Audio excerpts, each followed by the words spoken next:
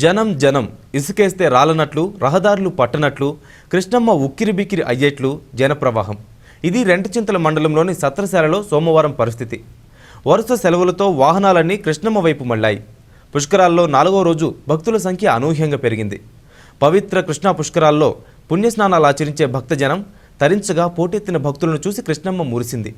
పెరిగిన రద్దీకి అనుగుణంగా trust board chairman Govardhan రావు, దేవాదాయ శాఖ ఈవో అనుషాలు భక్తులకు సౌకర్యాలు ఏర్పాటు చేసేందుకు చర్యలు తీసుకున్నారు. సత్తరసాల పుణ్యక్షేత్రములో ఎంతో మంది మునులు తపస్సు చేసి అమ్మవారిని స్వామివారిని ప్రతిష్టాపన చేసిన ఈ కృష్ణానదిలో స్నానం చేసిన ఎంతో పుణ్యం కలుగును. ఈ క్షేత్ర మహిమ ఎంతో వింత కాదు, చెప్పుకోని తరము కాదు. ఈ కృష్ణానది నందు స్నానము చేసి ఈ స్వామివారిని అమ్మవారిని దర్శనం చేసుకొని ఎంతో ఆలయ ప్రాంగణములో ప్రదక్షిణాలు చేసి ఎంతో ఇక్కడికి వచ్చిన భక్తులు మనసు పొందిన శాంతి గ్రహించుకుంటూ ఏది ఈ సత్తరసాల పుణ్యక్షేత్రం ఎంతో కలిగిపోతుందమ్మా. అందరూ సేవలు దర్శనం చేస్తే ఎప్పుడు పాటించాలి.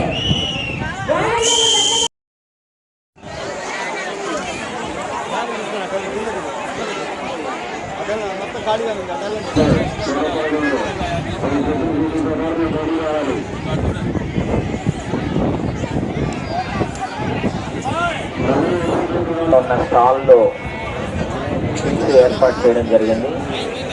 తర్వాత పిండ ప్రదానానికి అర్చకుల సంభావన కింద 300 రూపాయలుగా నిర్ణయించారు. సంకల్పానికి 100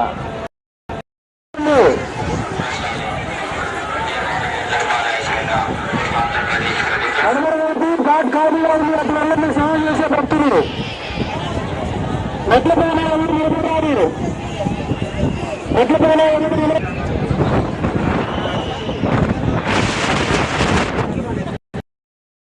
వెళ్ళ కాపాడు.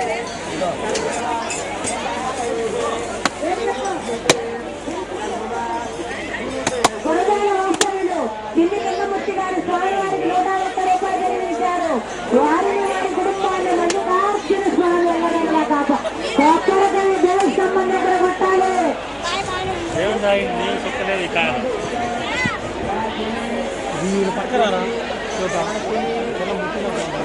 మంచినీళ్ళు లేవండి, మంచినీళ్ళు పోసేవాళ్ళు రావాలి కాళ్ళు. స్వామివారికి 20 రూపాయలు చెల్లించారు. వారిని వారి కుటుంబాన్ని మల్లికార్జున స్వామి వెళ్ళవేళ్ళ కాపాడ. మంచినీళ్ళు లేవండి, మంచినీళ్ళు రావాలి ఇక్కడ.